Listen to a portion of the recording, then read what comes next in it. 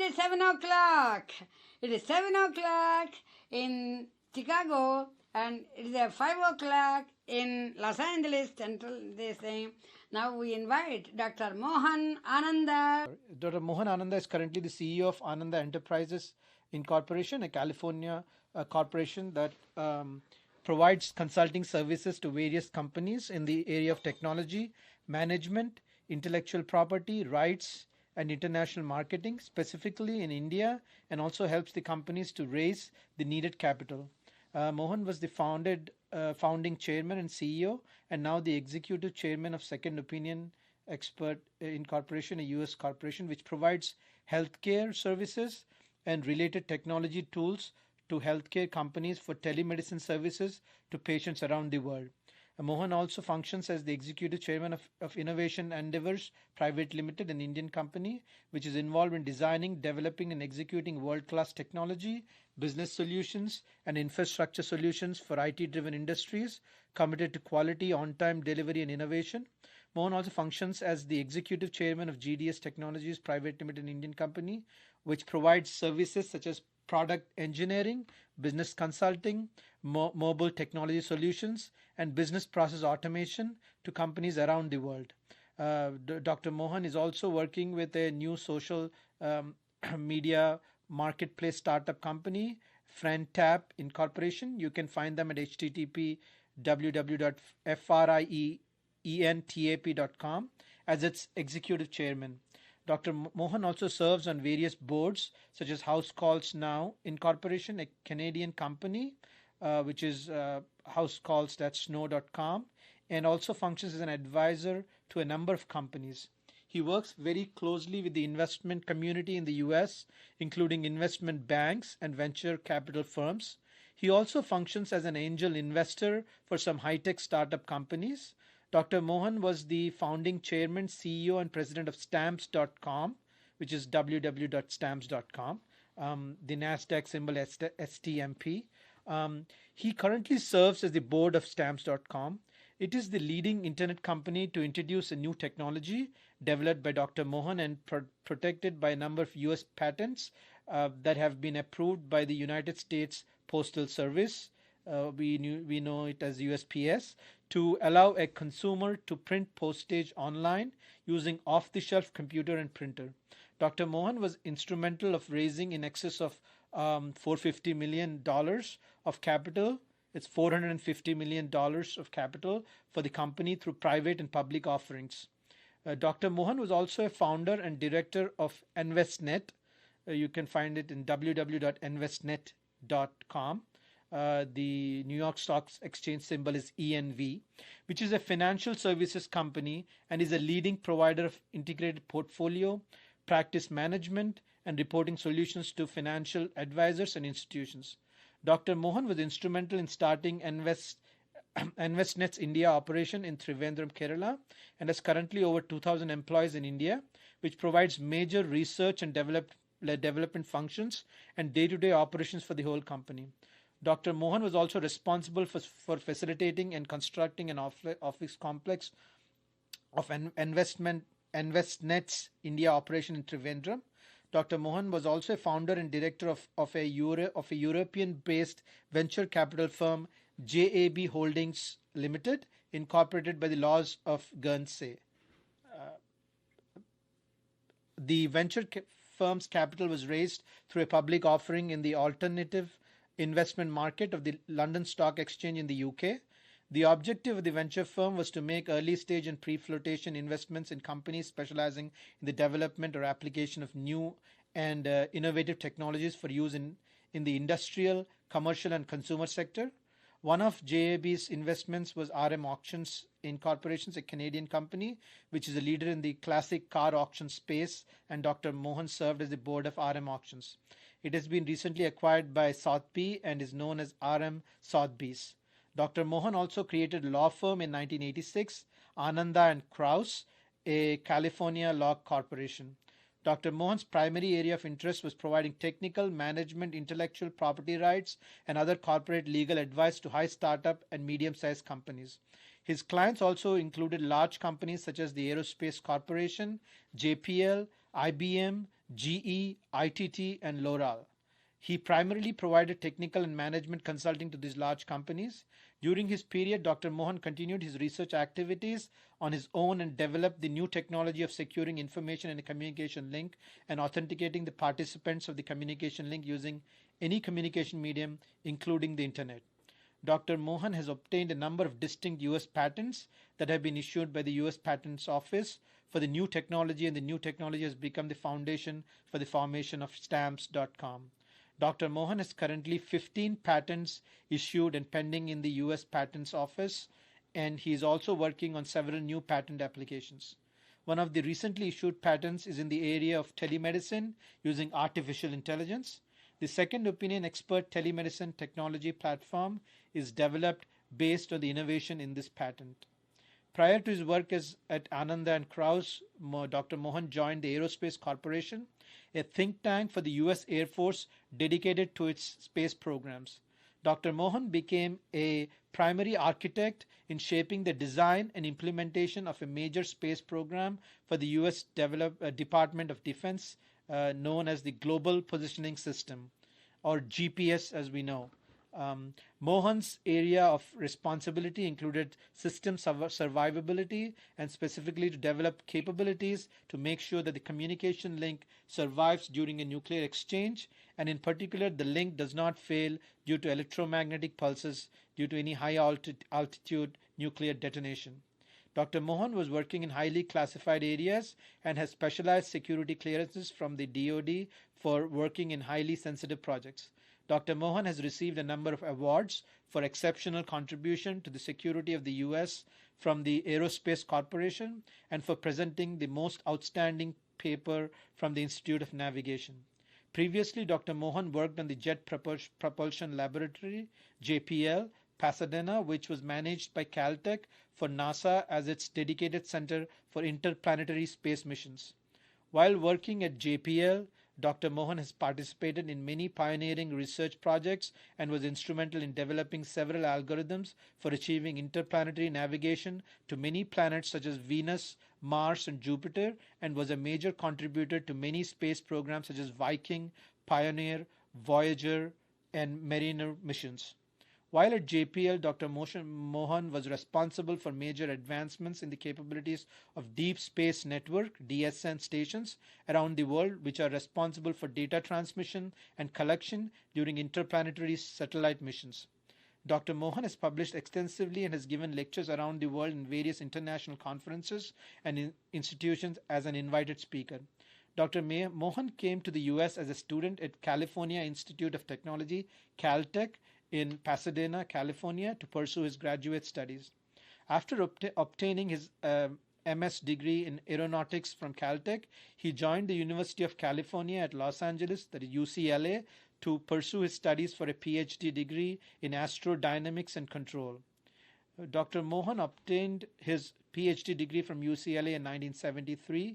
In addition to publishing several research papers in many reputable journals, Dr. Mohan has taught a number of graduate courses as an invited faculty member in many universities in the US, including UCLA and abroad.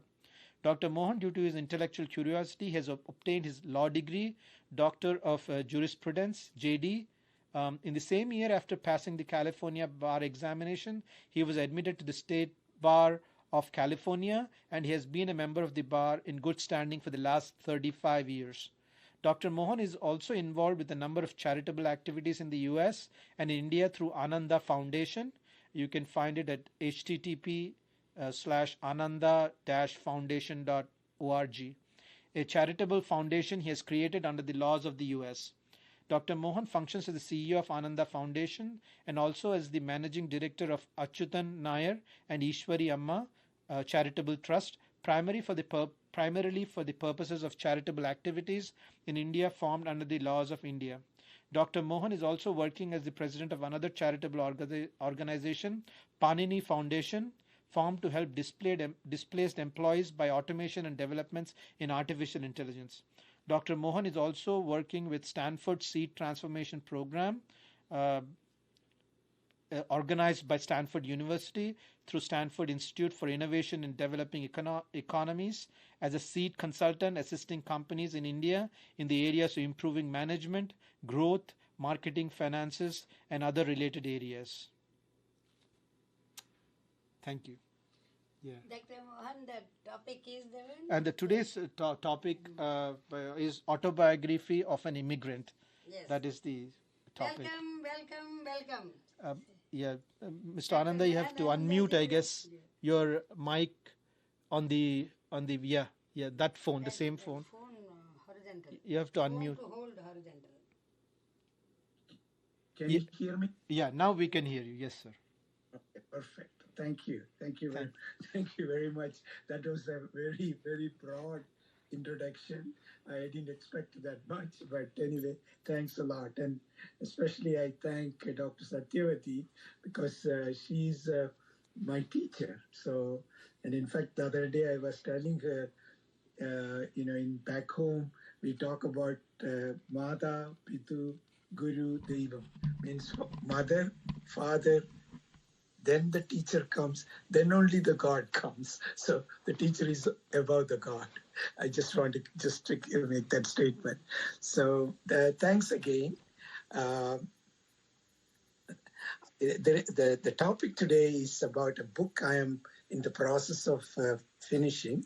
It's actually mostly done, but it is being edited by for publisher to come out, and the name of the book is Autobiography of an Immigrant.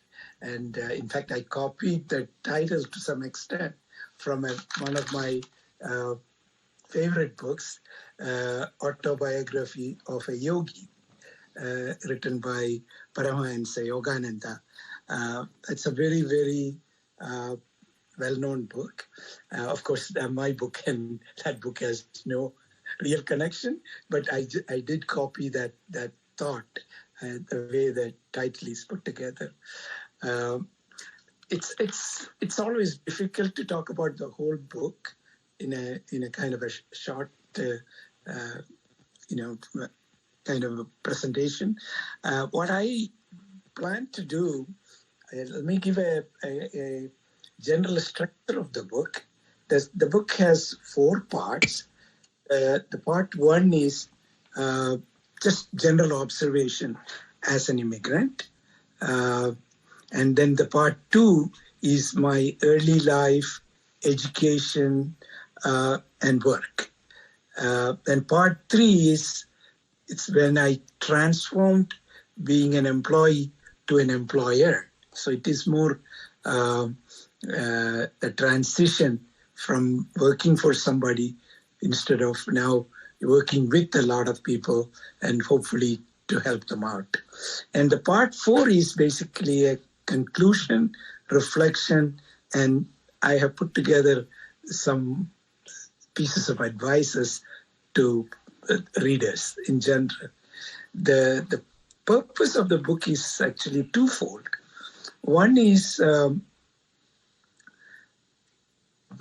to have a legacy for children and my grandchildren, to be able to know how my life has been. So it's more like from a historical perspective, just for the family or my own legacy. The second objective is I think I have had fairly complex, long experiences, which I want to share with primarily for the young people. It doesn't need to be an immigrant, young people here in the US as well as anywhere in the world. So it's basically my experiences reflecting on various challenges, my journey, various paths I took, those type of events I want to share. That was the objective of putting the book together.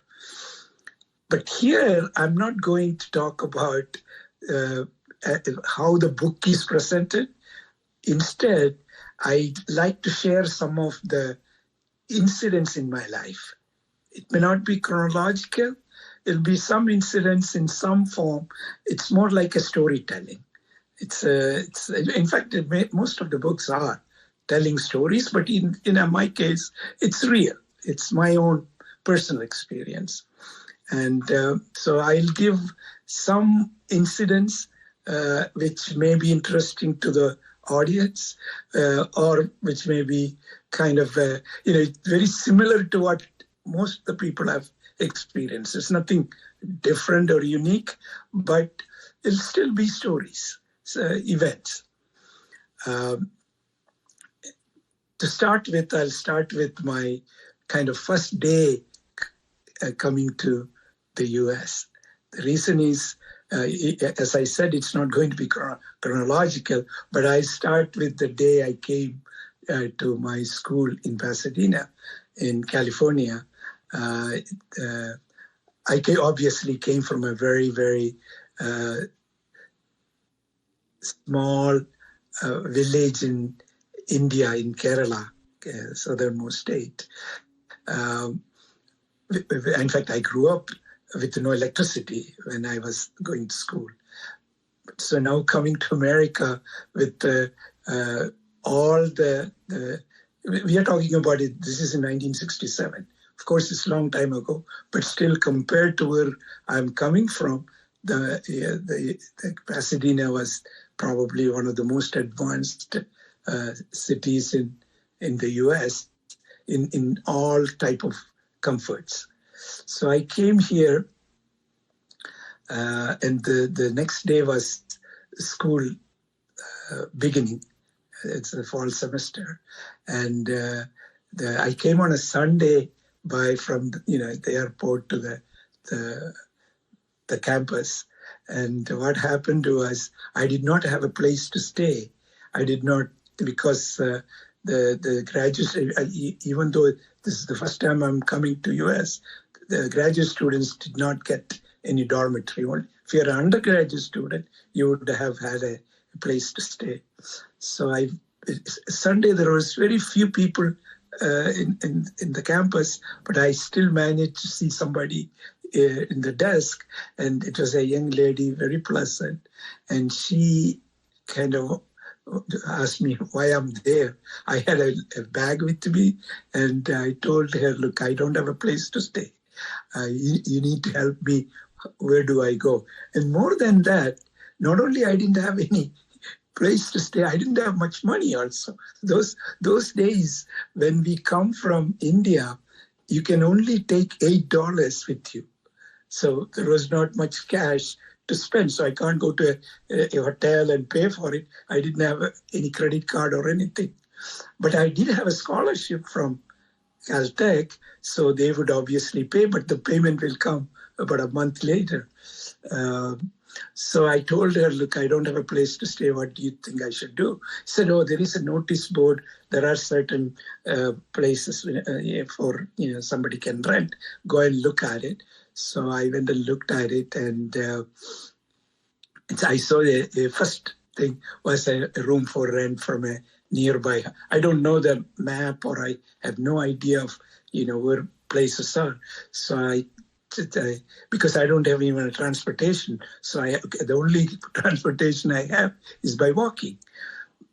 But anyway, I saw this one telephone number, though I had to borrow the telephone from her, and I called this number. It so happened that lady was there. The owner was there. Actually, her name is Mrs. Sarah Smith, sweet lady. I told her, look, I came from India. I'm just fresh out of the boat, and I'm here looking for a place to stay. And I saw an advertisement from you. Is that place still available? Is it possible for me to get it? And she was so good. She immediately said, no problem. You come. This is very close to the campus. It's only, maybe 5 minutes walking, and you can come here, and we have a place for you. So I was thrilled. So I said goodbye to this lady, the person who helped me, and walked to that. And I asked this AD, obviously, how to get there, and she gave me the direction. It's very close. So I went to Mrs. Smith's house, and there was a beautiful room with all facilities, everything. And she told me, look, you can have this, and there is a kitchen, there is a refrigerator, you can eat anything you want. I mean, it was almost like coming to another house where my own mother was staying there. She was so nice to me. So my first experience was incredibly enjoyable and very, very happy to be in that environment. So I was thrilled and everything went fine. The next day is my class. I was going to give that as a beginning part of the story. So I went to the campus back here and went to the class. And there were about 40, 45 students. I did not know anybody. Everybody looked, I mean, there are some people talking to each other because they knew each other.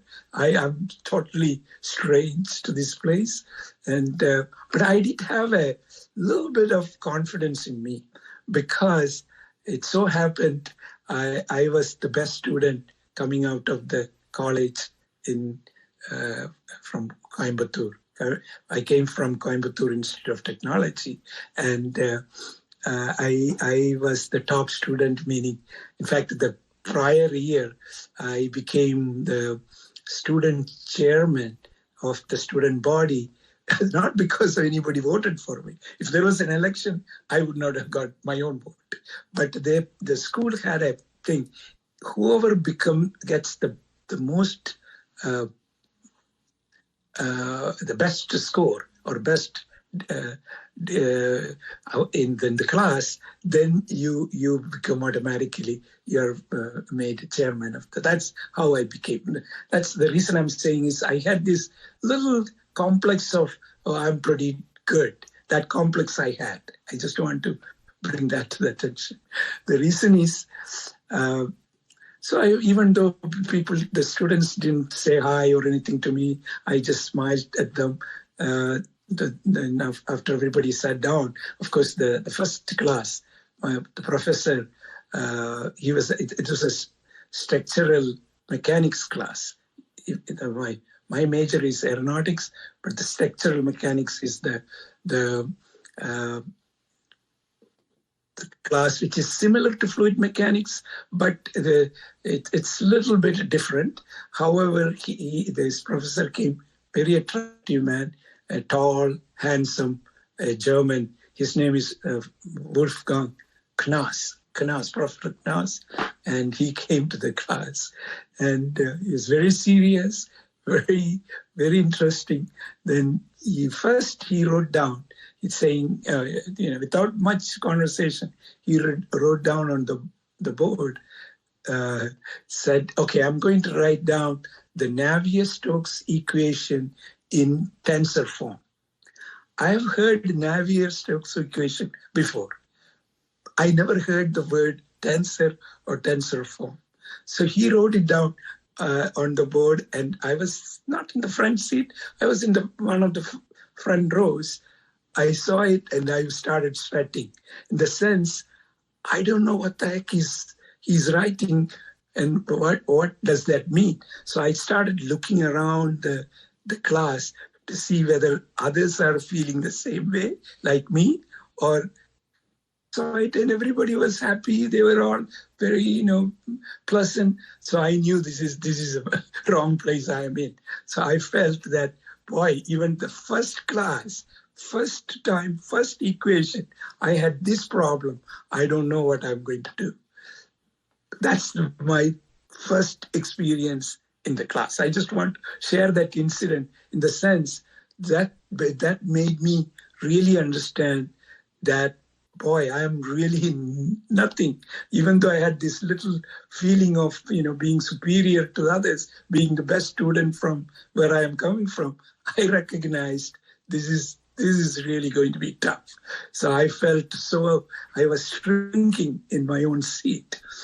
But then as he started explaining, he started saying, okay, this is tensor notation is really meaning it's an n-dimensional kind of equation, but you can write it in a different form. You can write it in a matrix form. I'm not going to go into the technology part, but then he started explaining, and I started feeling a little bit comfortable as the hours. I mean, that was I think a 2.5 hour class, and as the time went on, I felt more and more comfortable, felt good that I didn't feel like I was ready to go back. Meaning, first when I saw it, boy, this is the wrong place I'm in, and I'm not going to get anywhere.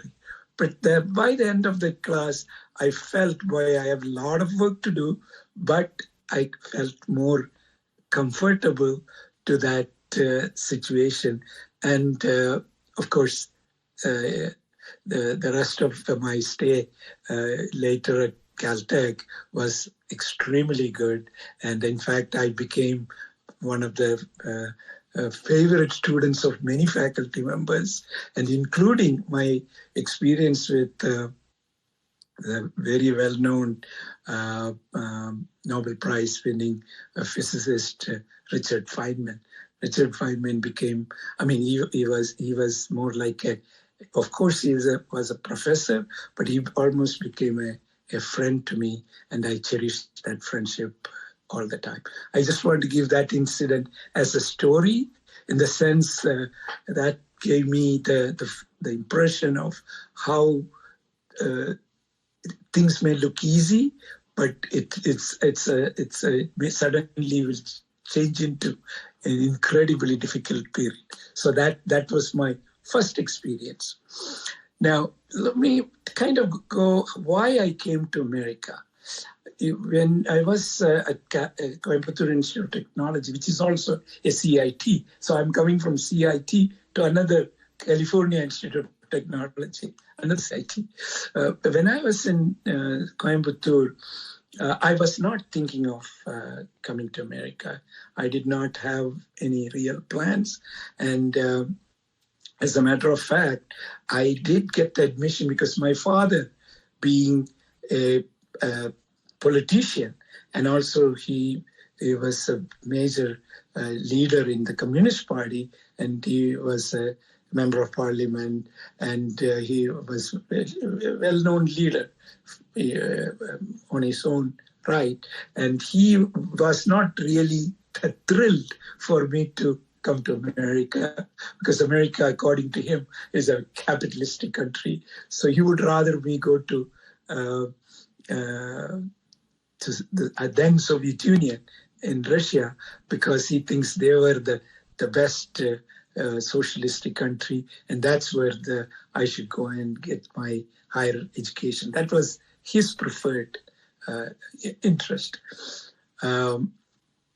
I was not that much interested in going to Russia, some or other. I don't know why. I was not interested. However, I did apply to then. I have this. My life story will tell. I always go and seek something, even though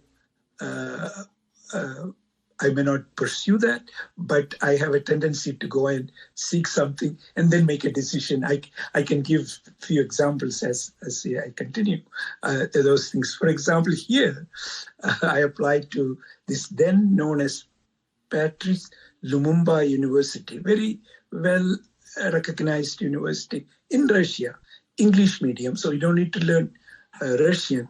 So I applied for it, and to my surprise, I did get admission, and they would obviously give scholarship. And so my parents, or my father primarily, was very happy that I got this admission. So we should, I should consider seriously to go to Russia. However, I, as I said, I was not that eager or thrilled. But a friend of mine, one of my classmates, one day we were walking together. His name is Ilangovan. Ilangovan was telling all the stories about his brother. His brother was a student in the US.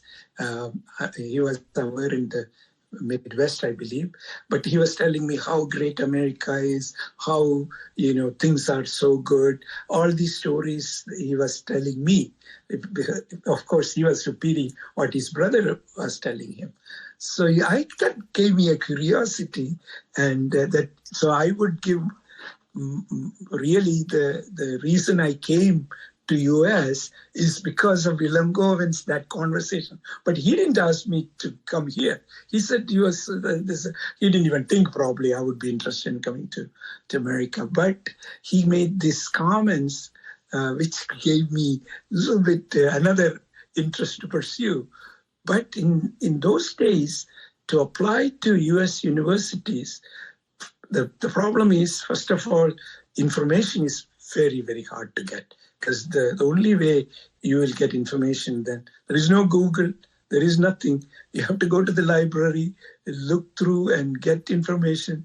And it's a tough, especially, of course, if you're in Chennai, Bombay or Delhi, it would have been easier. In Coimbatore, we are still like a small village, and our college was situated, the only thing we have is a small library, and the library have many things, but not everything. But so we have to go through and do research and find out, and so that took some time. In addition to that, there is every school application, you have to first of all pay an application fee. And the application fee has to be paid in US dollars. And in India, rupee to US dollar, that transmission is tough. And you have to get the banks to give the permission, and you have to go through Reserve Bank, all kind of difficulties. And we obviously in Coimbatore with very limited resources, it was tough. So you have to make a decision how many schools you can apply. In addition to that, even the mailing of application, the postage itself is expensive. So our economic situation was not that great. So we had to be very careful. So I selected 5 schools. Of course, in my way, I went for the top 5 or the best 5. I went, of course, Caltech is one of them. The reason I had a book, the fluid mechanics book was written by 2 professors, I think Roshko and one more, I can't remember now. But anyway, that I do remember that the California Institute of Technology as in a school. So I obviously wanted to apply for that. Then I knew I applied for Caltech, MIT. The reason I applied for MIT is my principal, Pierre Ramesh, he was the principal, and he's also a member of parliament. So I knew him on a fairly well because he was a friend of my father. So we had a kind of a little closer connection. In addition to that, I was the student body chairman. So as a representing the student body, I used to meet with him periodically. So so he went to MIT. So I wanted to see whether I should consider MIT. Then I, of course, applied for 3 the best universities: Stanford, Harvard, and Princeton. And Princeton was primarily because of Einstein. If he could go, I should go there. So I applied for these 5 best schools in the US at that time, and even today. Not thinking that I would get it, but I somehow or other felt I am, because of I was the top student. So I felt I would be, seriously considered. So I did apply. And I also applied an additional school in Canada, McGill. These 6 schools I applied. And the only reason McGill was, somebody told me McGill is a very good school, so I should apply there. So I applied to all of them. To my surprise, I got admission to all schools. Every one of them I did get. However, in fact, the most scholarship I got, the the most meaning, the higher the number, $450 per month from McGill in Canada. The lowest among the schools is from Caltech, $250 per month. This is in 1967. So I was, of course, dealt with, but I could go any of the schools. So I felt pretty good. But I selected the lowest in pay, which is $250, which is Caltech. And I mean, of course, another real reason is Caltech is in Pasadena. I knew Pasadena weather is probably superior to all the other. Even though Stanford is in Northern California, it's okay. But all the like MIT or Princeton or McGill, that's really Canada, and Harvard, in Boston. Those are all have very severe winter. So I knew that. So I selected, the real reason I selected Caltech is really because of the book. I told you that fluid mechanics book written by Roscoe and other professor. So I wanted to meet with him and be at that. So I even though I knew Richard Feynman was there, but I did not really go because of him. I went because of that book. So that's how I ended it from Coimbatore to Pasadena. I just want to give that, get that the path of how I reached. Now I want to turn a little bit back where I originally come from. Originally come from meaning I, even though my father and my parents were, living in Tamil Nadu, and but they have house in Delhi because my father being a member of parliament, and because of their travel back and forth, my parents decided that I should rather be in a stable situation. And so I was put with my grandparents in the village where originally we are from. And the town is called, or not town, it's a village called Cherugunne. Cherugunne is a small village near Kannur. Kannur is a northern Kerala town. It's still very, very primitive place. And the village I come from is, as I said, no electricity.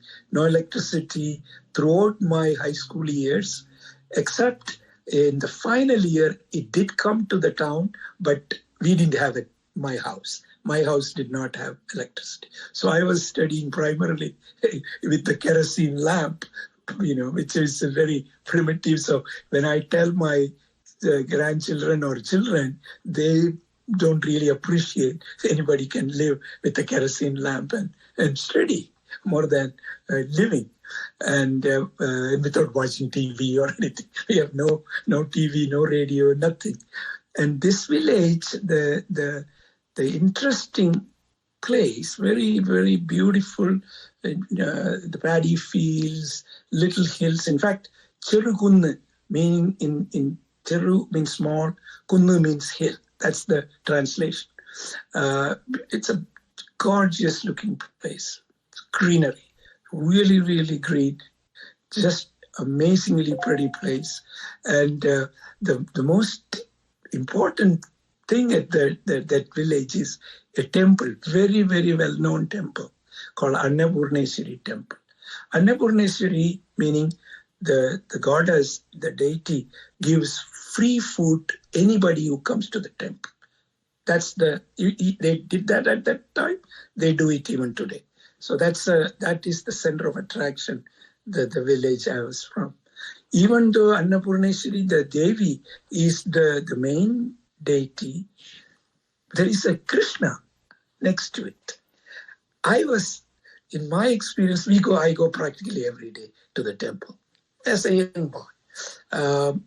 But my most interesting, Annapurneshwari, I always go and, of course, give my respect, but I somehow or other start becoming more attached to the Krishna. I became, I would say, like a friend, not as a devotee, we almost like I felt we are in the same kind of a age group or some form of that relationship has lasted for me even up to even today. For example, of course, I don't go to that Chirunu temple that much, but there is a very famous temple in Kerala called Guruvayur. Guruvayur, his main deity is Krishna. It's the baby Krishna. And so I, of course, as I was becoming a little older, so I used to go to Guruvayur periodically. But since then, and after I came to the United States, of course, I've gone to India 20, 30, 40 times or many, many times. And every time I go to India, I will go and visit Guruvayur as seeing a friend, seeing somebody I can relate. So that relationship came into being when I was in my home village. So I cherished that, and because of that, I started studying Bhagavad Gita, because Krishna is teaching Arjuna what is life. So I became a student, and I obviously enjoyed that. That I think the rationale behind that is because of I grew up in that village. Otherwise, probably I would have missed that wealth of information. So I'm of course, you can read Bhagavad Gita 1,000 times, you still wouldn't understand everything. I don't claim to understand most of it, but I enjoy reading it. In fact, I gave a small talk last time to Dr. Satyavadi's group on happiness. And the happiness, I have put in part of it in my book also. My thought of happiness came into being after reading or learning from Bhagavad Gita. Of course, I also became a student of Upanishad from a very good friend of mine, Mohan Ananda, who actually I started learning Upanishad only after coming to America here, in where we live now, because Dr.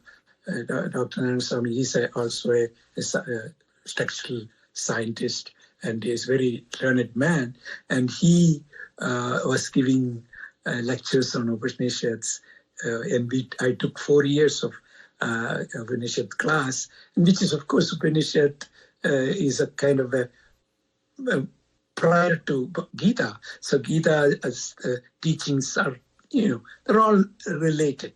Of course, Upanishad is also coming from Vedas. The Vedas are the Hindu real, documents which give. Veda means knowledge. The knowledge coming from that. So I attribute to all these things because of my growing up this small village and going to this temple and being friendly with this deity Krishna, and that's how I have enjoyed that. And in fact, I still love to read some of those slokas and try to understand. But my knowledge of Sanskrit is very poor.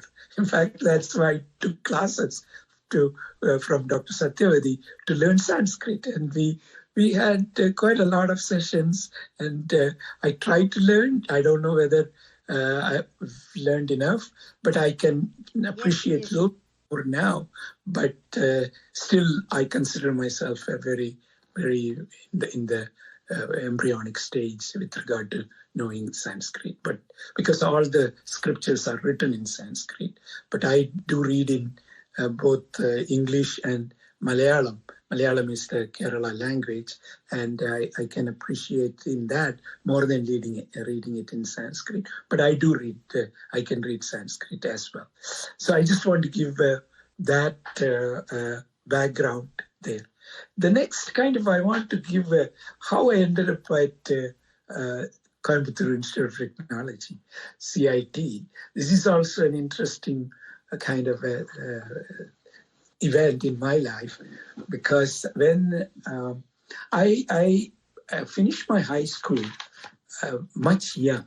Actually, what happened was I was only 13 when I finished my high school.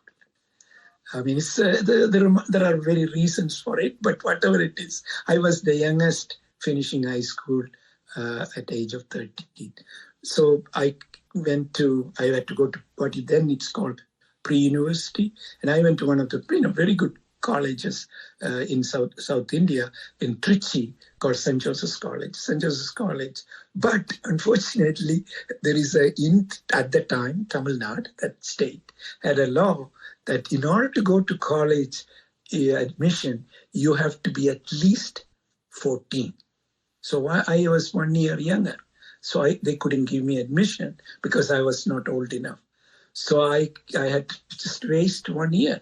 So I kind of came up with an idea with my parents, obviously, and told the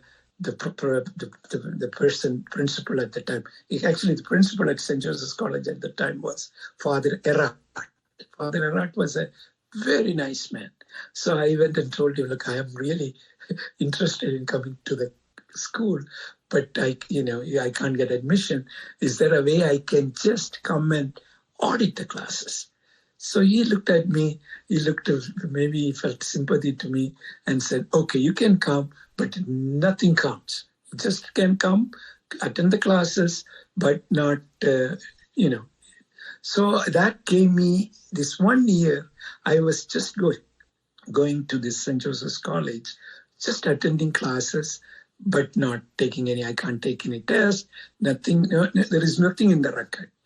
But obviously next year, I got admission. So 1 year I wasted, or I think maybe it's an investment rather than wasting, because next year I, of course, became a real student.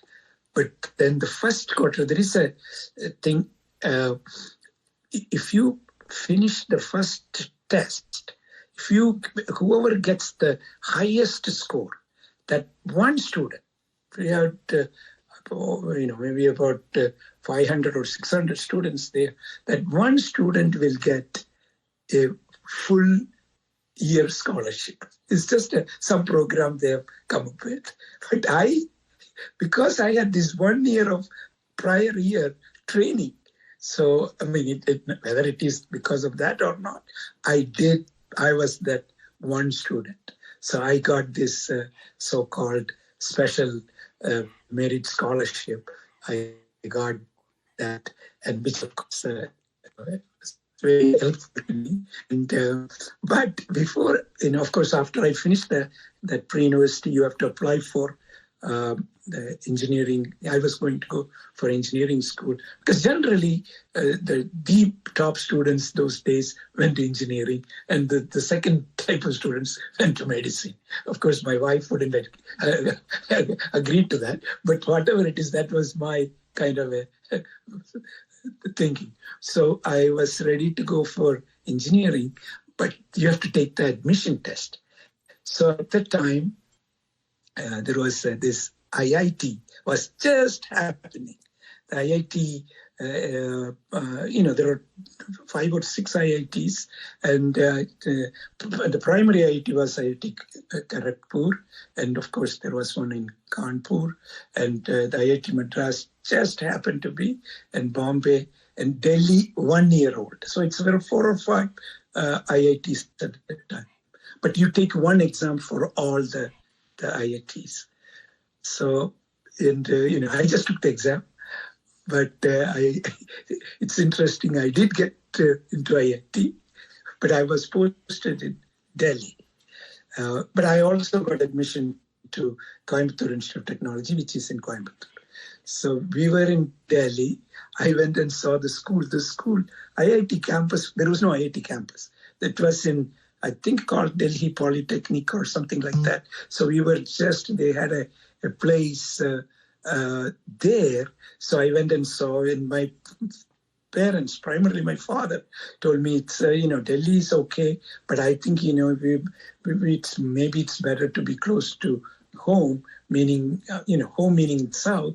So Coimbatore may be more interesting for you. It's IIT is still a young college, but Coimbatore was also young. It is maybe 5 or 6 years before it was there.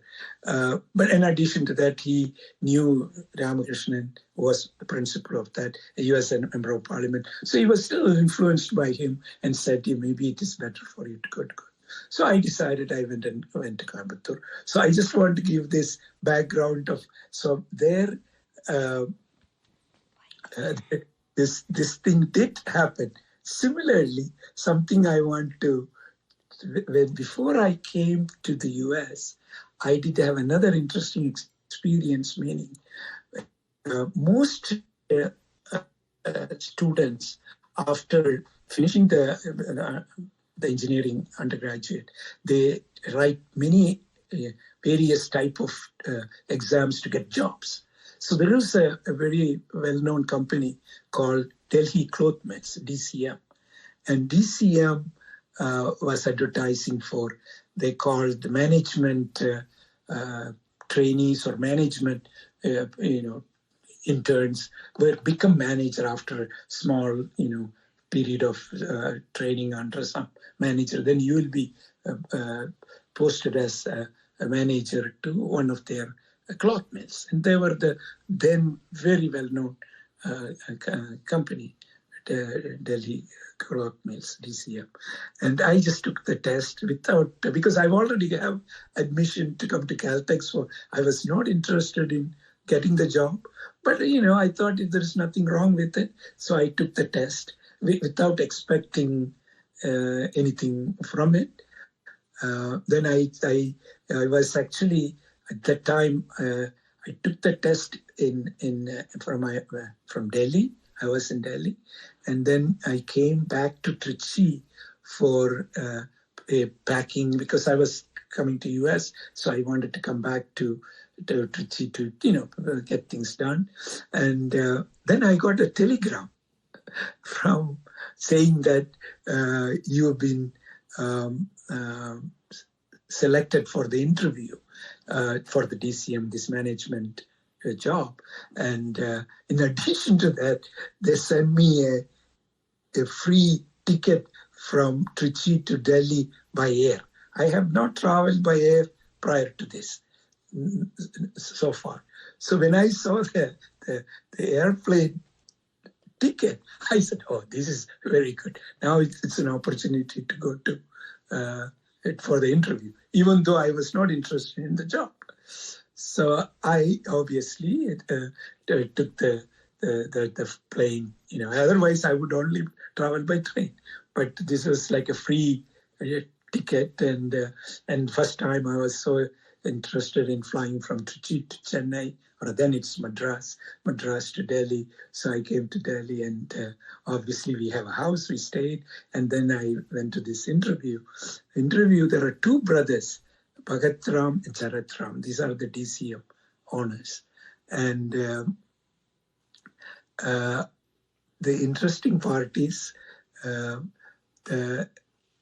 I was very nice to them. They were extremely nice. We had a very, very pleasant interview. I learned a lot by that interview. This is how the interview is being conducted. So but I didn't have any real desire to get the job. So I was honest, but I didn't tell them I'm not interested in the job. No, I went, and then later on in a few days, I got this offer of that I'd been selected to go to this, take the job. In fact, they posted me some town. I forgot the name of the town. It's somewhere in Rajasthan. They have a big wool mills, and I will be the management assistant. And then later on, after some time, I can take over. That something like that. So my mother was thrilled. She said, certainly. Now there is no reason to go to this faraway place in America. Now you have a great job. Go to here. This is the fantastic thing to do. No question about it. She was really, really pressuring me to come to take that job. But I said no. I decided to go to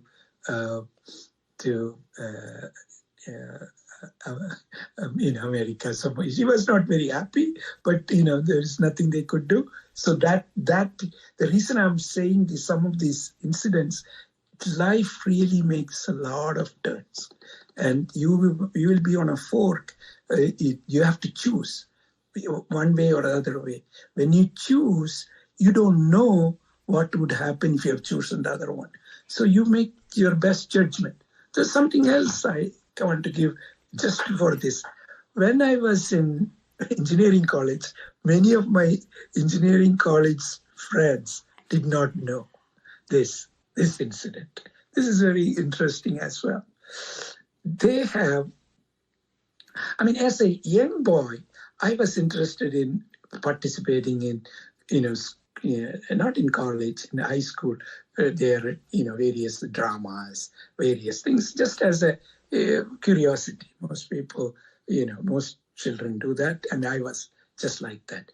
But then, when I was in engineering college, I found there was a advertisement for by the India Film Institute, if I remember correctly, that they are looking for a new face, new actor for Bollywood in Bombay. So you have to send some pictures, you have to send something, and which, of course, without even telling my friends, I sent all those things, and to my surprise, I got, of course, they selected, thousands of people. So I got selected for that, for, some form of a audition or an interview.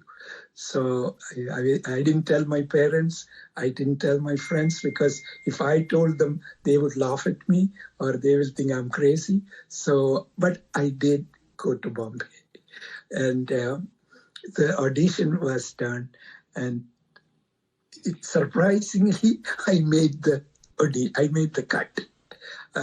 So I had to stay there for at least 2 weeks or even more, because they have all kind of training, and then this is under the Film Institute and various, and so there were about maybe 20 or 25 people. I don't recall. It's quite a lot of people, but we were going through all this. Then they will down select to 5 people or 7. I don't, right now I don't remember. But and I went through that stage, and I was selected to that group, that small group. So I said, boy, this is interesting. But there are a couple of problems for me. I was the youngest in the group, and I also don't speak that well Hindi. This is all in Hindi, and my Hindi knowledge was very poor, even though I could, reasonably communicate, because I was in Delhi, I was doing, going back and forth. So I could, but my Hindi knowledge was very, very limited. So I have 2 handicaps: youngest and being language. But so they went through the whole thing, and one of the guys, I hate to say this, Rajesh Khanna was one among the 5, and after the Rajesh Khanna is, of course, he's no more, is one of the very, very famous Hindi actors, came through that program. And I happened to be with that. And of course, he was maybe 5 or 6 years older than me. In the final selection, of course, he made it, and I didn't make it. But the people associated with that told me, you should pursue, because you have tremendous talent and you can get Hindi coaching a little bit more, and you should pursue this, and this would be very be interesting, and you can be a very successful actor. This was But I said, no, I had it. I had this experience. So I came back home. The reason I brought it up, it's an interesting event, how the life makes various turns in this. But I didn't go. Then I never looked back. And I just sometimes kid my wife that if I were selected, maybe I would have had a totally different person as my wife and things like that. So I just kid that thing. But that experience is very interesting. So now I want to kind of touch another, I don't know how much time we have. I have, obviously my life is, but I can spend a few more minutes. But tell me if I'm doing, overdoing. I don't want to, take any more time. Please continue, Dr. Go ahead. Mohanji. Please continue. Okay, so a few more stories. As a young boy, I was coming from, actually I was only like 11 or 12, coming from my grandparents' house to my home in Trichy, where my parents live. So on a vacation time, it so happened my father was planning to go to a wedding to his father's house. I'll come back to that. So, but my mom we had some other conflict, so she couldn't go. So he asked whether I would like to join him to go to attend a wedding. This is my father. Actually, what happens in Kerala, and especially in the Nair family, that's what is called, the system is called Marumakatayam. Marumakatayam meaning the ownership of property is controlled by women. Controlled meaning ownership is for the women, but managed by men. But men don't have any real ownership interest. The real owners are the women. So that's a system probably unique to Kerala and maybe few other places in the world, but especially in the Nair family, the family we belong to. So that's the system. The reason I'm bringing up my grandfather, my father's father, was one of the richest guys in that part of the area. Maybe tens of thousands of acres of plantation. In fact, there is a book in Malayalam or in Kerala, book by Bashir, and Appa Kani Untitled. That means my grandfather had elephant. Having an elephant is a symbol of wealth. That's the book name. And in fact, I used to say my grandfather had not one, several elephants in the front yard. That was a true statement.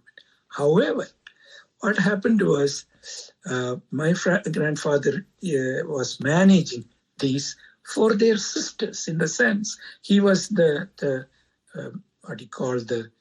administrator, but he didn't have that ownership rights. The ownership rights were for the women. So he was married to, of course, my grandma, and my father at the time was, when my grandfather died, my father was about 11 or 12 years old.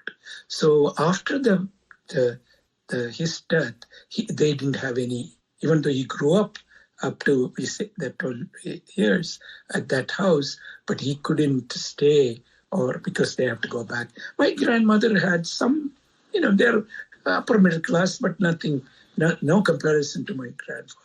So they did not get that kind of the lifestyle which it would have been if they had the whole wealth. But it didn't happen. So I did not know any of these stories. So when we were traveling to this place, this is the wedding is my grandfather's, some sister's granddaughter or some relative.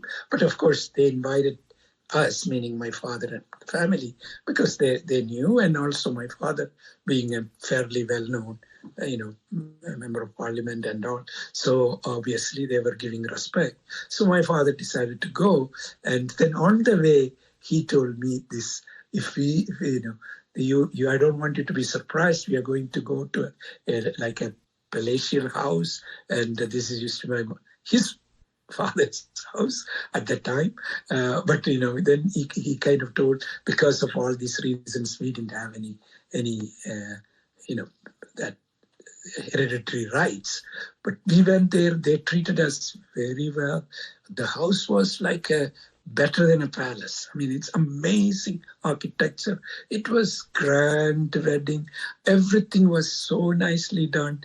And but I learned about how the small events and certain things change certain type of, even though my roots were extremely wealthy, but we didn't have the luxury of living under those conditions. But I witnessed it as a young boy, and then on the way back, obviously, I said it would have been different if the property rights were different. He said, yeah, it would have been, but those things now we can't do anything about it. But that did happen in our case. Now, of course, the property rights have been changed to uniform code or something like that, which I believe is very, very, equitable to everybody.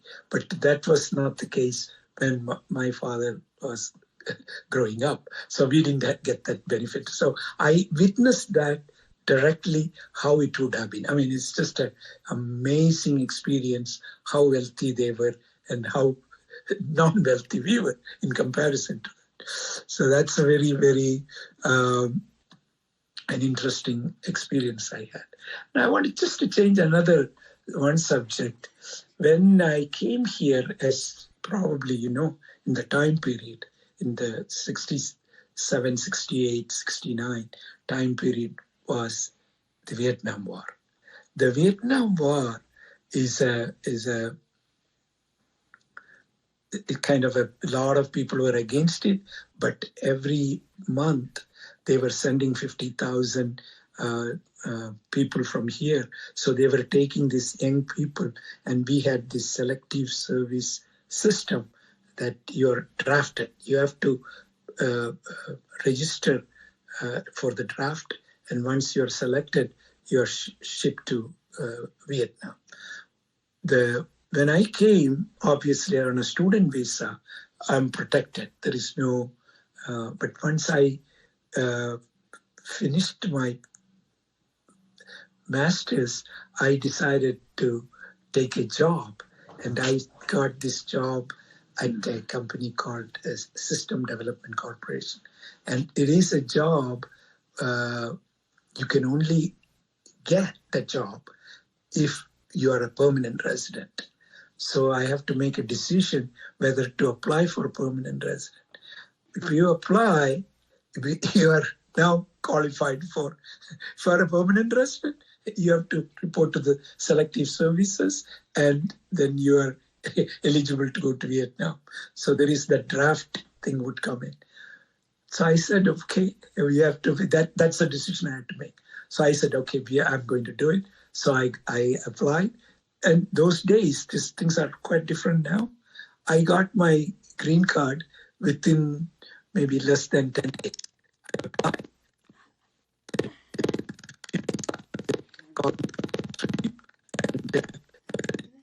And of course, after that, they said, you're selected. So they sent me a green card. Maybe they were looking for people to go to Vietnam. I don't know, but I did get that so fast.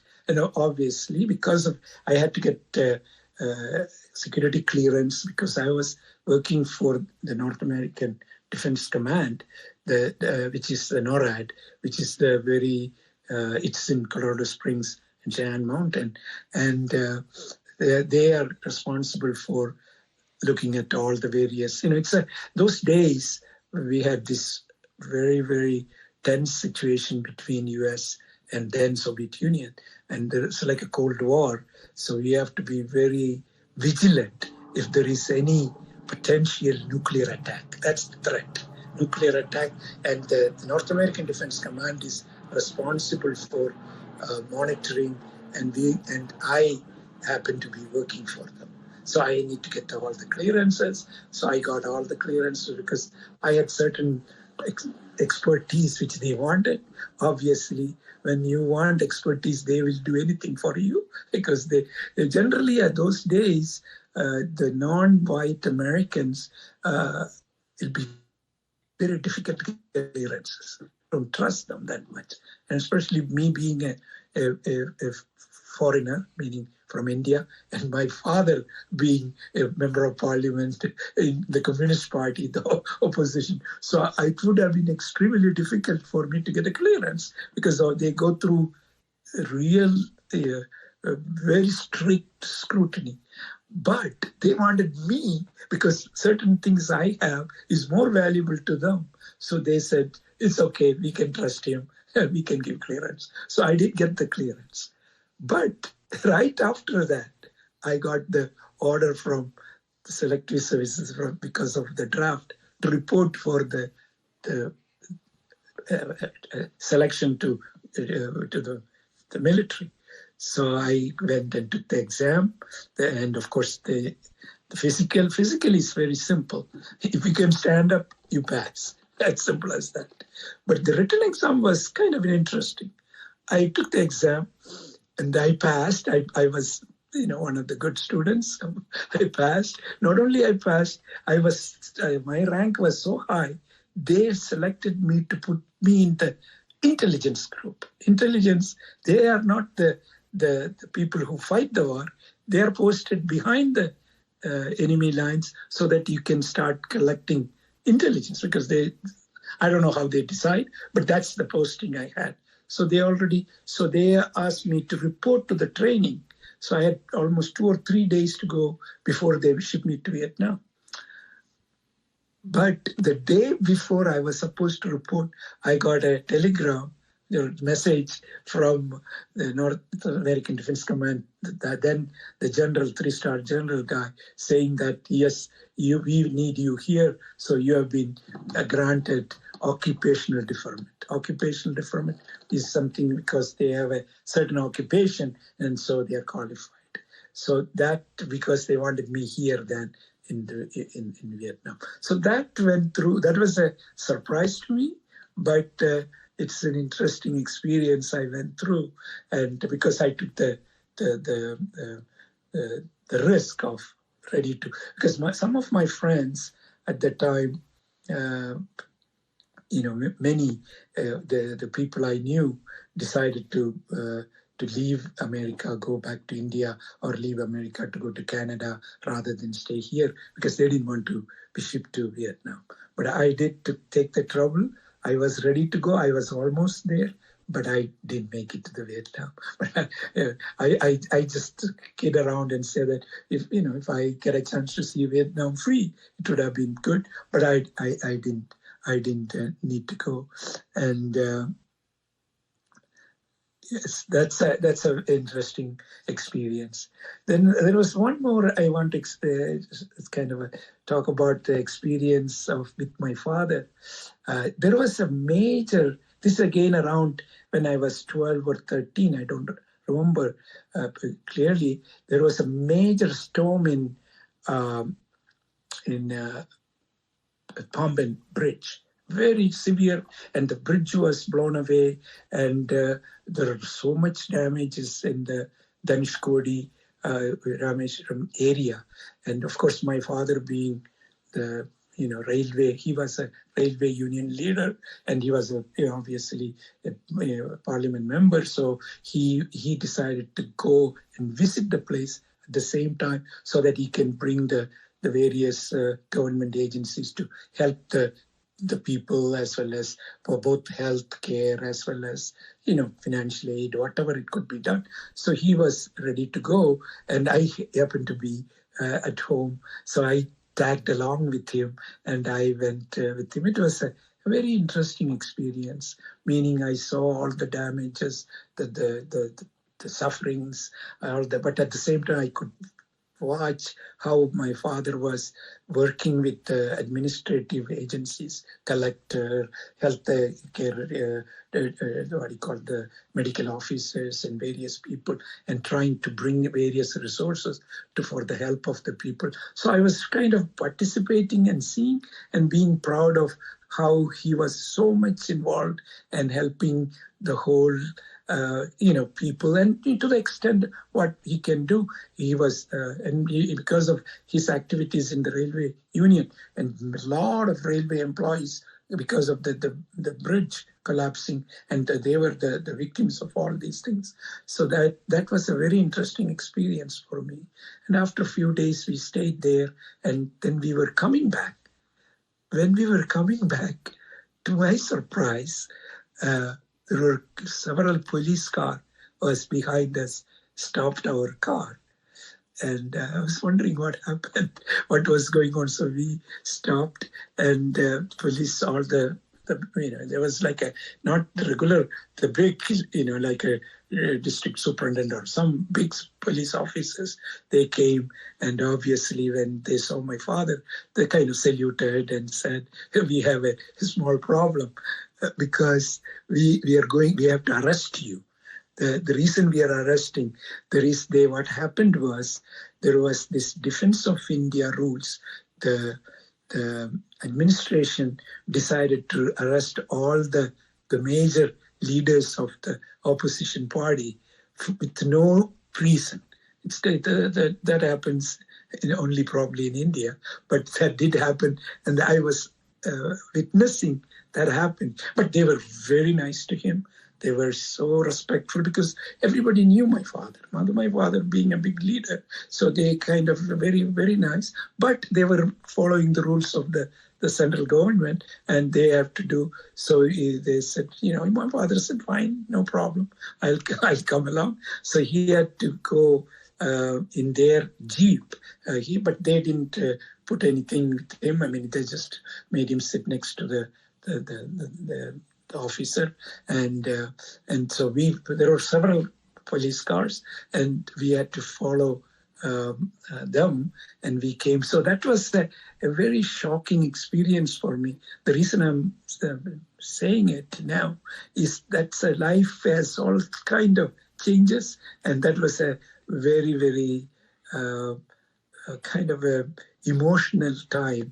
And then of course I stayed, and somebody informed my mother. Mother came to the jail, and we were together and he happened to be there for some time. I don't know, maybe 2 or 3 weeks he was in jail. Then they let him go, because he has not done anything wrong. It's under the Preventive Detention Act happened, and sometimes these things do happen. And this thing personally witnessed. The reason I brought it up is because we went to do something good for many people on the way back. That's the price you pay for being, helping others, or trying to help others. So that was a very interesting experience of mine. And another life turn where I want to share one more.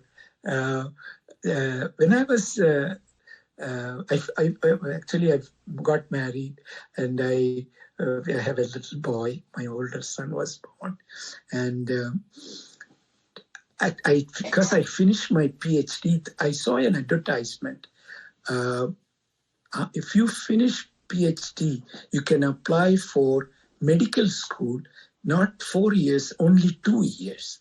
2 years meaning post-PhD students have to only study clinical science, not the biochemistry or the science related to any biology and things like that. You don't need to take the class, but you can, of course, you have to take the exam to do.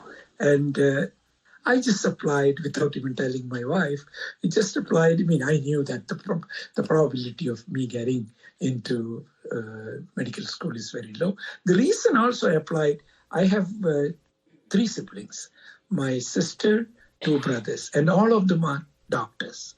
And I'm the only kind of a black sheep in my family. So I thought it may be interesting to apply and see whether I can do it. I did apply, and to my surprise again, I got admission. I got admission. This is University of Miami Medical School in Miami. So I'm living in Pasadena, working at JPL at the time, and in fact supporting my family and my own family, my parents, and so I have a lot of financial responsibilities. So I asked my wife, what should I do? I mean, I have this admission letter in front of me, and what should I do? She said, you have to make your own decisions. So that became much harder. She said, either way is fine with me. I mean, whatever you want, that's your... So I started pacing back and forth and thinking, because I have financial responsibility to my family, financial responsibility to my, of course, parents, and my, my siblings were all in medical school at the time. They were, being supported. So that means it would be very difficult for me to lose my income, because I have to leave JPL. I have to go to Miami as a student. I may get some student loan, but that means I have more encumbrances. So I felt very uncomfortable. I was not expecting to get admission. But once I did get, then also in addition to that, when you go to medical school, not only the medical school is enough, then you have to get training for 4 years, 5 years, 6 years, or whatever the number of years of what specialty you go to. So it is a tough decision. Then I said, okay, I think I'm not going to do it. So I made my mind, and I decided not to pursue, even though, this is another fork you are in. I'm just giving it another example. If I've gone to medical school, who knows what the life would have been. It would be quite different. I mean, maybe good or bad, we don't know, but it would be certainly different. And in addition to that, I have to relocate from here because I love this place, but I have to go to Florida and live and start everything all over again. I didn't do it. But there was a very, very close proximity to such an event did happen in my life. So this is something I thought it would be very, very interesting kind of an event. And of course, I now, of course, I don't look back and said, oh, I wish. No, I never. In fact, I advise my friends or my students, I always tell, once you make the decision, never look back, go look forward and take it forward. I mean, what would have been has no value to life. Now, one more, several stories, but one more incident I want to this is a relation to my wife. My wife is, a reasonably good singer. Then as she was growing up, she didn't have the luxury of going through the formal music education. The reason being she wanted to become a doctor, so she was concentrating 100% on being a good student, getting to get admission to medical school. So she just put everything away. So no, even though she has a good voice, she can sing, she was a good dancer and things like that, but she stopped everything and just put her mind into to become a doctor and then become a good doctor after finishing school. So she didn't do any of the musical part. But then when we came here and started settling down, and she met this very, very amazing woman, music teacher, and she became so close to her, and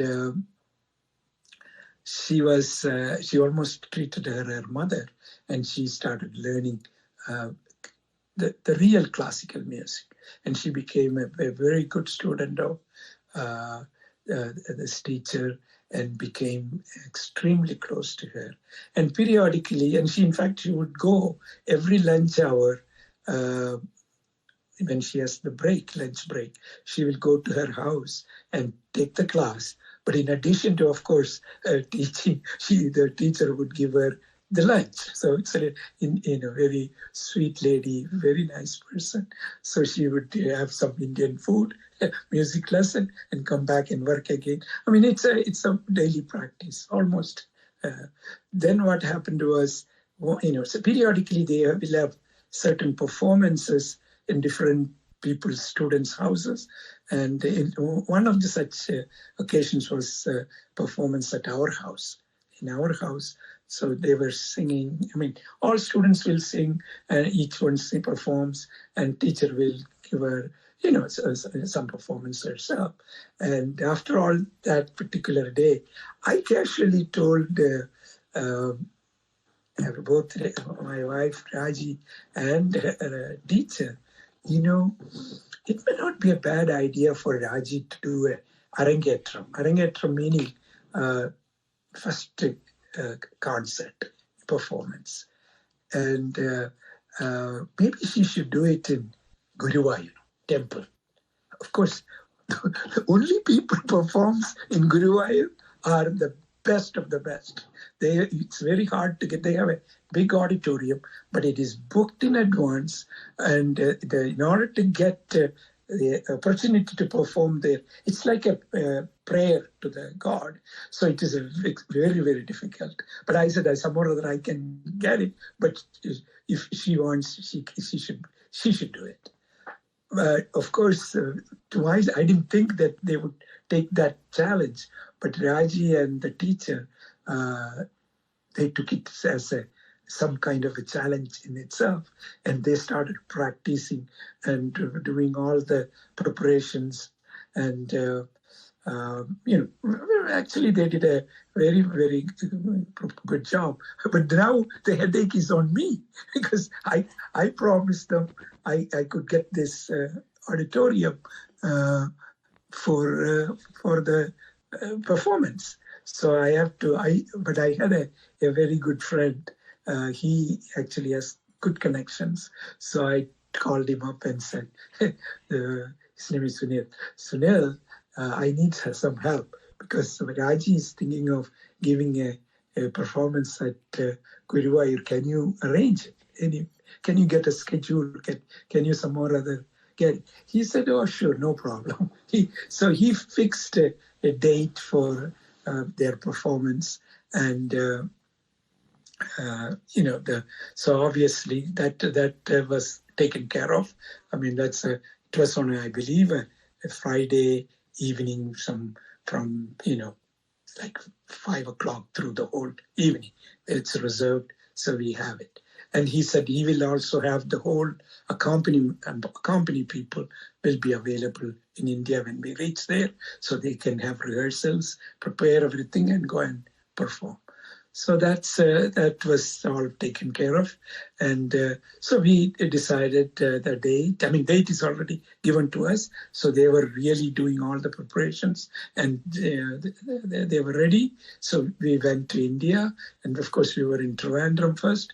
And Trivandrum, the company artists all came, and they had a good rehearsals, prepared everything. But then we are ready to go to Guruvayur, where this function is going to be. So we went there, and my friend Sunil was also there. He came. He didn't think that she could do this, so he was really nervous. He said, Mohan, are you sure she's ready to sing in front of the thousands of people? Are you ready to do that? Maybe what we could do. He said, I can get somebody, and we can just say that is Raji. And that would take care of it. Then you don't need to worry about it. I said, no, that we don't need to, because she will do a reasonably good job. So I was really nervous, and he was more nervous. And of course, Raji and teacher, they were there, and they performed close to 3.5 hours. In fact, I have videoed it, and I put it on YouTube. All the songs, it came out to be a very grand success. And so obviously this is something, and it was like a prayer to Krishna, and that came out very well. So I just want to share that as another very interesting experience. I think it's about an hour and a half. Should I stop now? Please continue. It's also inspiring, and really the topic you have selected is excellent, and it's really excellent not only for the topic wise, it is the way you are presenting is really excellent. That is interesting. Okay, I can give one or two, little kind of stories, and because there is in my life, of course, so many years, so there are so many incidents, and it's like a short story. So I'm saying, okay, this one is a very kind of an interesting as well. It's worthwhile for me to remember. I was giving a lecture in, I believe either in Japan or someplace, I don't recall right now. And it so happened, this may be in Europe, maybe in Paris or someplace I was giving a lecture. And after the lecture, a gentleman came to me and said, are you from Kerala? I said, yeah. I am from Kerala. He said, I am also from Kerala. My name is M.R. Kurup. I am the director of Indian Space Research Organization in Tumba. And I would love you to come and give a talk to our team, our group in Tumba. Tumba is very close to Trivandrum. I mean, actually, it's in Trivandrum. It is the rocket research center for Indian space program. And Kurup was he was working for, I forgot the name, Tumba Rockets. I know. He was working for the previous director, very well-known director. Kalam. No, Kalam was working there. No, so Kurup told me, okay, can you come? And I said, sure, I'll look at my availability. I'll inform you, and I will come and give a, I didn't expect that many people, but I thought it'll be, small gatherings. So I'll go. And so we were going to Kerala anyway. So then I informed him early enough and said, I'll come and such a day and give that lecture. And when I went there, obviously he was very happy to receive me, and it's a beautiful place. I mean, if anybody happens to go, they should try to go to the Tumba facility. It's an amazingly interesting place to visit. And there, I was brought to this hall with over 300 to 400 people in the audience. I didn't prepare the talk because I didn't expect. I thought it would be a small gatherings, we'll talk. But he brought most of the senior scientists and many people there. And so, of course, I was, it was not, well prepared, but I have done this several times, so I could I gave a very interesting lecture of what, primarily going through various interplanetary programs. JPL was involved at the time, and various activities I was involved. And what I kind of went through it was extremely well received. And of course, this is much before the event happened, but the person who was sitting there, Abdul Kalam, was a senior rocket scientist at the time, who eventually became the president of India.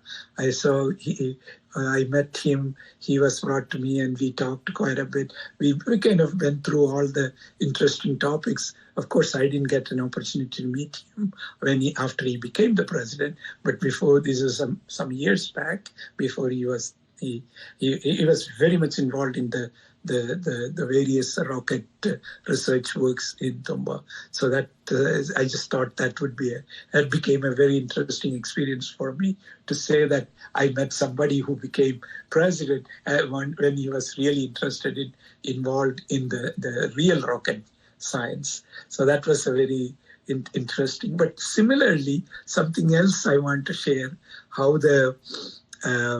our intelligence department works. Because I had all these so-called clearances, very, very sensitive clearance, what's called very few people get these type of compartmentalized clearance. There are clearance called, of course, confidential, secret, top secret. Then everything is compartmentalized. That means you only people need to know will have access to that. So those are compartment. So those who have such compartmentalized clearances have another burden, meaning before you leave US, you have this pre-departure briefing. And then in addition to that, once you come back from the trip, anywhere you go, anytime, post briefing, debriefing to the intelligence, the people. That's a requirement. So I used to travel so much. So I used to do this pre-briefing and then come back and do post-briefing. So one occasion, and most of the time, these briefings are done on the phone. Rarely they come in person and we'll have these briefing sessions. One occasion I was in Japan and I gave again a lecture. And after the lecture, one old gentleman came to me and he introduced to me as he's a professor of space program in Russia, in Moscow. And he said he enjoyed my presentation. He was very happy to see me, and he would like to invite me to come and give a talk in Moscow. So I said, certainly I would love to. I will, look at my availability and we can communicate. And there are a lot of, whenever these things happen, a lot of other people would be gathering together. It's not just a one-on-one. There will be others, but most of the conversation is just between me and him. So I saw a few people around him. And so it was more like a non-event. So I forgot about it. Then, of course, after I come back, this time I had a in-person debriefing. That means I have to give the intelligence person what happened. So you basically tell, everything you did. And obviously this event, and especially a person from Moscow coming to talking to me. So I told this did happen. And, I was explaining everything to him as it happened in the debriefing process. Then that gentleman asked me, this intelligence officer asked me, do you remember a guy with a little blonde hair, with a kind of a, not yellow, cream jacket, kind of a guy nearby? I said, yes, I do. I remember seeing him. He was not far from this gentleman, but I never had any conversation. I might have smiled at him, but I didn't have any conversation. Then I curiously, why are you asking? And how do you know? He said, no, I just wanted to let you know he's a KGB person. He goes with various places and they just wanted to find out whether you remember him. I said, okay, I was talking to him. How do you know that when I was there, he was there? That means somebody else was there watching me? He said, yes. There was somebody watching you. It's watching you talking to him, and the other guy was watching. So this did happen. So that's when I understood this intelligence group or people, they just look at, if they do that to me, I bet there is all kind of people are going, and because they don't trust anybody. As a matter of fact, just to bring this, what happened was when I had my marriage day, we had a lot of people in. This is in a very small, remote village in Tamil Nadu, our marriage. And there were over 3,000 people at the wedding. I mean, it's a big wedding. And there was a couple from, a white couple came from Delhi. And I somehow or other thought that they came, knowing my father, his friends or somebody came. Then so after the wedding and all, I kind of talked to him and I asked my father, who is this couple? I don't know them. Do you know this? He said, I don't know them. I thought somebody came. so he did not. So I went and talked to this guy. He said, we just came because we heard about, your father is very well known.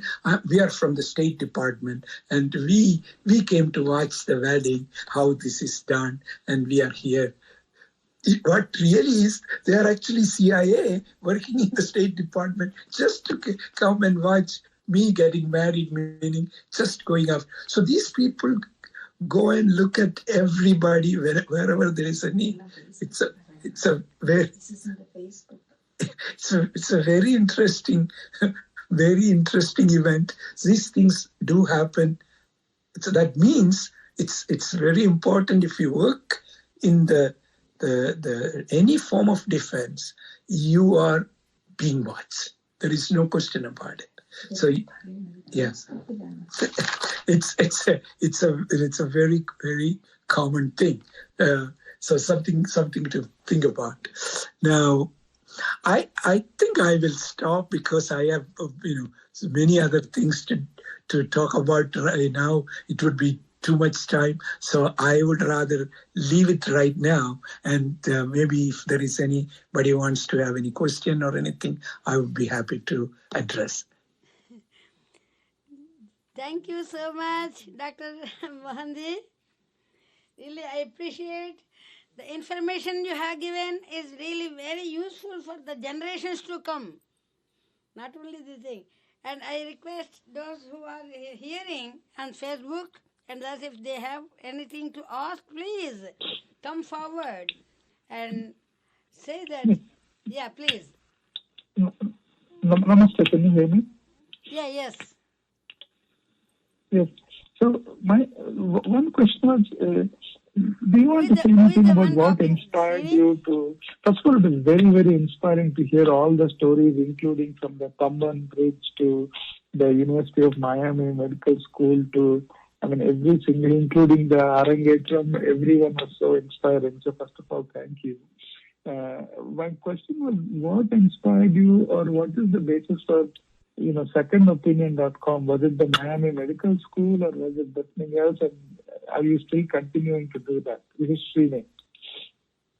Yes, I do. In fact, I have not talked today. I have not talked about any of my entrepreneurial work.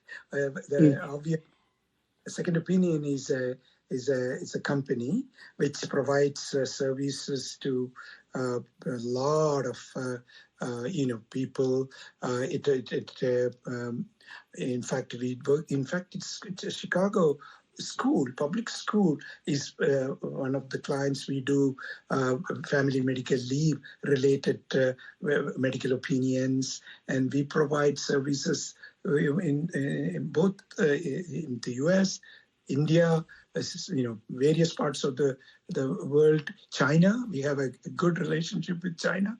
We provide all kind of medical opinion using telemedicine platform. Basically, what it does is, once you register and go to the site, you can create all the question and answer. That means that depending upon your medical complaint, it generates questions, and your answer is basically yes or no, or you can select the answers. It's all done by computer, meaning artificial intelligence is involved. So the next question will be kind of related to your previous answer of the question. So that means it's interactive. And once all those are done, and it would ask for uploading your various test results, any test, blood test, MRI, CAT scan, or EKG, or any of the diagnostic tests. So that should be also uploaded. And then the system, once you submit the whole thing, the system will create a what you call a status report. A status report this is all done by computer, not human being. By looking at all the answers and the various type of history, it creates a chronological kind of information. In addition to it, it also provides all the diagnostic information and the various type of tests done, and certain tests should have done if there is any test missing, because sometimes certain patients might not have done all the necessary tests. So it gives additional information in the status report, which is made available to a physician selected by the system. We have about 500 physicians in our panel, and every specialty you can think of. So it goes to depending upon your problem, it selects the right physician, and that physician will be notified, and he goes online and he can start reviewing the status report. Then he makes, there is a provision for his assessment and treatment plan. The assessment is, in fact, the system itself will make assessment, but the physician actually finalize that assessment, and the treatment plan, like, of course, sometimes you may need a certain surgical treatment, or you may need some other, medical treatment with a prescription for, or sometimes you may need additional tests to be done, depending upon the conditions. This is the technology we have developed in the platform, and this is we have a patent for it, and that's the one which is being used here. And that's a very, very, you can look at the secondopinionexpert.com and get all the relevant information right there. It's being used, and it's very, very successfully being used. I don't know whether I addressed your question. No, yeah, it is very inspiring. I mean, to see all, I was just thinking, it is, I know you said about the University of Miami and the medical school story, but now this is like a platform to basically connect a whole, like a set of medical professionals, and using AI and how you're triaging and connecting. I thought it was very inspiring. And also allowing people to get expertise across geographical boundaries. I thought that was very inspiring. I mean, the whole story was very, very inspiring. I almost have goosebumps listening to every one of those stories, and some of them are very, on a very jovial way. But I'm very thankful. I thought it was very inspiring to me, and thank you so much. And that was my question, but thank you. Thank you. Good job, Mohan. Good job, Mohan. Yeah. Oh, thanks. Yeah. Yes, a good. Hi, Raji. Yeah, Raji just left, but anyway, thanks to you. You had the patience to listen. That I'm really thank you very much, because you have read the book. Yeah, but I just found one thing that I didn't know. That was your 1 year of St. Joseph's. I didn't know that. You didn't. Did you write that in the book, Mohan? I wasted. Wasted. I was there 1 year more. So I am the only guy who went 2 years for pre-university. Right, but did you mention that in the book? I didn't. I probably did not. I thought it. Maybe I should. Right? I haven't. Not. I didn't. Okay. Okay, Mohan. Okay, Thanks. good. This is Simha, Dr. Ananda. Yeah. Yeah, hello. Thank you for your nice, inspiring speech. So the way you connected with Krishna, as you say, I think I'm getting connected with you, because I just can't fit your profile and your the whole complete your approach to life and the way you are. How do you manage to stay the way you are, given the weight that surrounds you. I mean, the whole aura that surrounds you, and you still are lovable, likable, and approachable person. So the way you're, this is something. Maybe there is another book coming to explain the way you are, because you're so likable and approachable, yet you have so much accomplishments. How can you do this? I mean, I haven't seen. There are only few rare people who can achieve this kind of balance. Where do you get this source from? Thank you, Lord. That is such a kind word. I mean, I don't know whether I deserve completely, but I do. One thing I would say, this is something very important. In fact, I tell everybody, I am a half full person than a half empty person.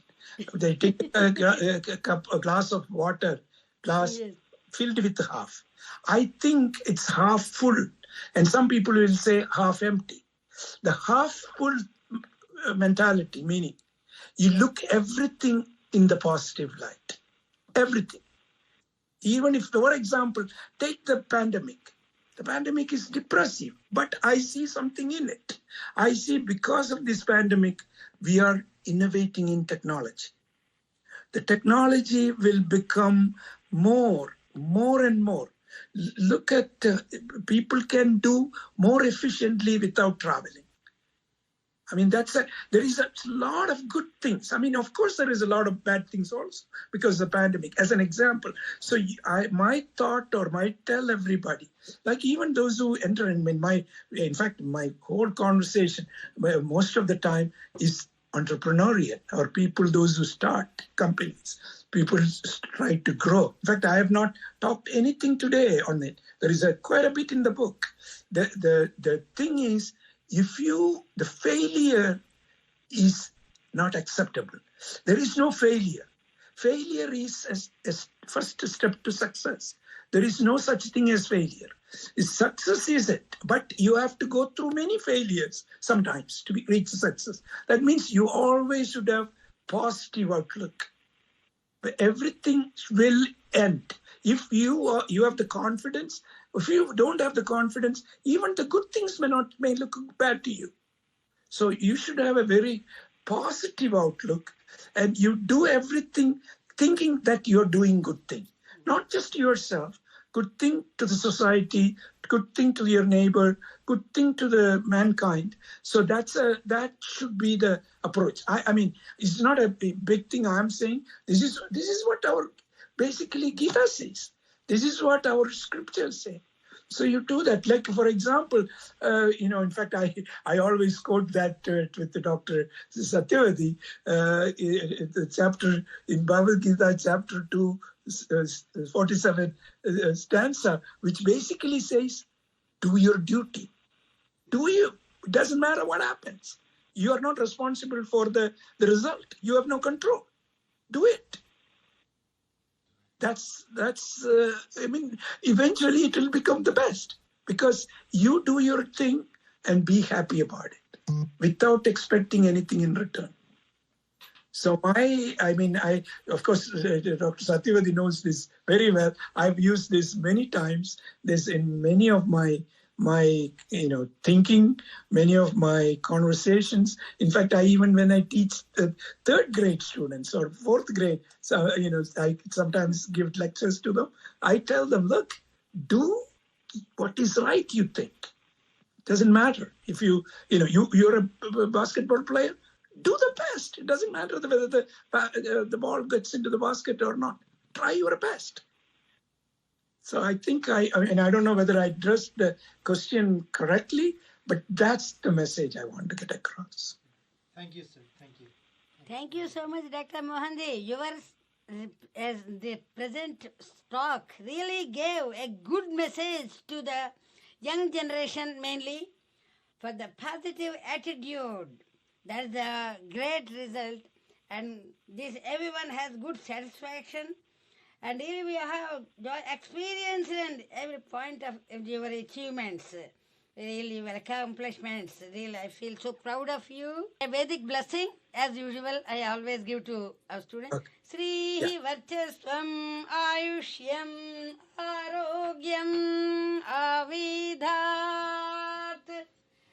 Dhanyam Dhanam Pasum Bahuputra Labham Seta Samhatsaram Dirghamayuhu Setamanam Bhavati Setayuhu Ayussevendriyai Pratitishthati Sakala Sanmangalani Bhavantu Ayurarogya Aishwarya Abhiruddhi Siddhirastu Sakala Karya Siddhirastu Sri Krishna Anugraha Praptirastu. Jai Sivnarayan Mohanji. Thank you very much. Thank you very, very much. Okay. Thank you so much. Thanks. Bye. Bye. Bye. Thank you so much. Thank you so much.